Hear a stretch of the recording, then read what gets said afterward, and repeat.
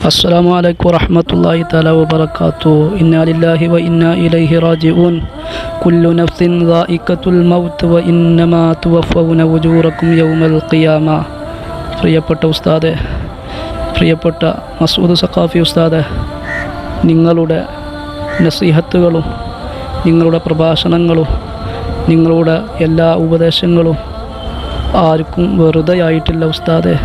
ഒരുപാട് ജനമനസ്സുകളുടെ ഹൃദയം കവർന്ന, ഒരുപാട് ജനമനസ്സുകൾക്ക് സന്തോഷവും സമാധാനവും ആശ്വാസവും നിങ്ങളുടെ വഅദ് കൊണ്ട് ലഭിച്ചിട്ടുണ്ട്. സഹോദരന്മാരെ, ഇന്ന് രാവിലെ നമ്മളെല്ലാവരെയും വിഷമിപ്പിച്ച് സങ്കടത്തിലായിത്തി നമ്മൾ കേട്ട വാർത്ത ബഹുമാനപ്പെട്ട മസൂദ് സഖാഫി ഉസ്താദ് അള്ളാഹുവിൻ്റെ റഹ്മത്തിലേക്ക് യാത്രയായി എന്നുള്ള സങ്കടപ്പെടുത്തുന്ന വാർത്തയാണ്. അള്ളാഹുവേ, ഞങ്ങളുടെ ഉസ്താദിന് നീ ഖബറിൽ സന്തോഷം കൊടുക്കണേ അല്ലാഹ്. ഒരുപാട് ജനമനസ്സുകളുടെ മനം കവർന്ന പ്രഭാഷണങ്ങൾ നടത്തി ഏതൊരു മനുഷ്യനിക്കും ഇഷ്ടപ്പെടുന്ന നല്ല മനസ്സിലാകുന്ന രൂപത്തിലുള്ള പ്രഭാഷണമാണ് ഉസ്താദ് പറയാറുള്ളത്.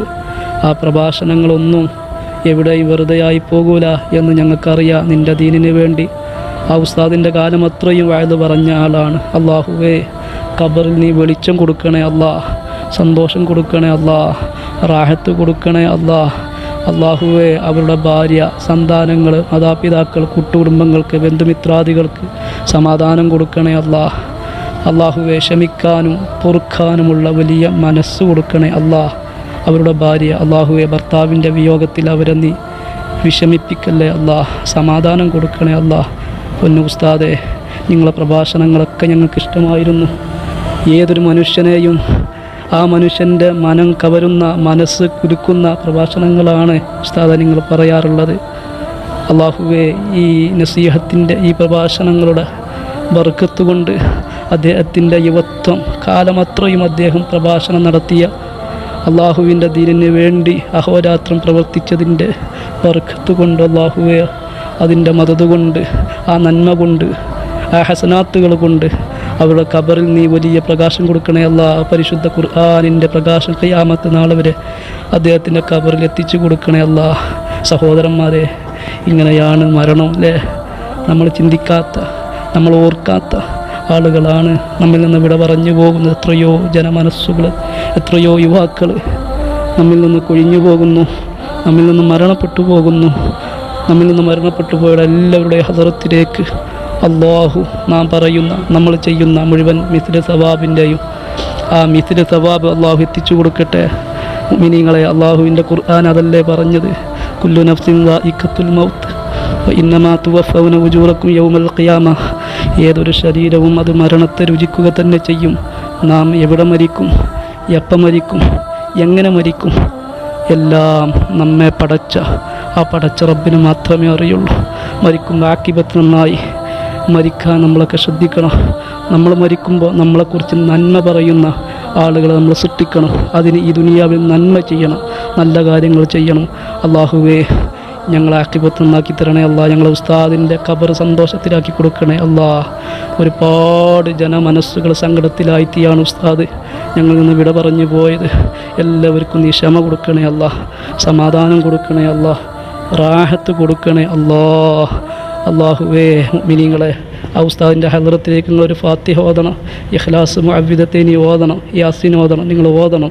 ആ ഉസ്താദിൻ്റെ ഖബറിലേക്ക് അള്ളാഹു എത്തിച്ചു കൊടുക്കട്ടെ. നമ്മിൽ നിന്ന് മരണപ്പെട്ടു പോയുടെ ഹദറാത്തിലേക്ക് അള്ളാഹു എത്തിച്ചു കൊടുക്കട്ടെ ഇൻഷാ അല്ലാഹ്. അസ്സലാമു അലൈക്കും വറഹ്മത്തുള്ളാഹി. പല ഹദീസുകളും മറന്നു പോകുന്നു എന്ന് പറയുമ്പോഴേ മറതിക്ക് കാരണമായ കാരണങ്ങളായിട്ട് പഴയ കാലത്തൊന്നും ഉസ്താദുമാര് പല സംഗതികൾക്കും അനുകൂലമായി നിൽക്കാറില്ല, മറതി വരുന്നു കരുതിയിട്ട്. പക്ഷെ ഇന്ന് നമ്മളും ആ വിഷയത്തിൽ പ്രശ്നമാക്കാതെ നിൽക്കുമ്പോൾ പിന്നെ അത് ഇനി ഏറ്റെടുക്കാൻ പിന്നെ ആൾക്കാരും ഇല്ലാതായി വരും.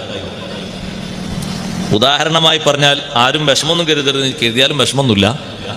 ഉദാഹരണമായി പറഞ്ഞാൽ, നമ്മൾ ഉസ്താദുമാരും മൂല്യമാരും എവിടെക്കെങ്കിലും ഒന്ന് ഒരു ചെരുപ്പ് എടുക്കാൻ കയറുകയാണെങ്കിൽ, അങ്ങക്ക് കറുത്തത് പറ്റൂലല്ലോ എന്ന് ചെരുപ്പ് കടക്കാർ ഇങ്ങോട്ട് മസല പറഞ്ഞുതരും.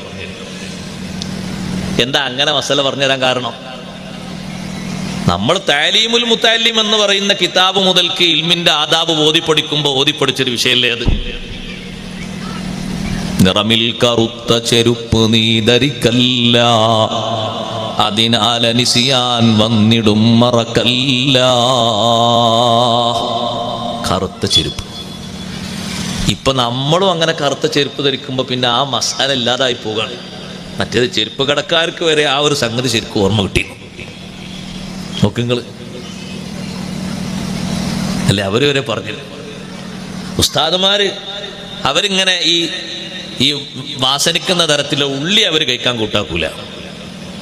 പക്ഷെ ഇപ്പൊ നമുക്കാണ് കൂടുതൽ ഉള്ളിക്ക് താല്പര്യം തോന്നുന്നുണ്ടല്ലേ. ഉള്ളി, വേവിക്കാത്ത ഉള്ളി, അത് ഓർമ്മശക്തിക്ക് കുറവ് വരുത്തുന്ന ഒരു സംഗതിയാണ്. ഇമാം സുയൂത്തി റഹ്മത്തുള്ളാഹി അലൈഹി അവിടുത്തെ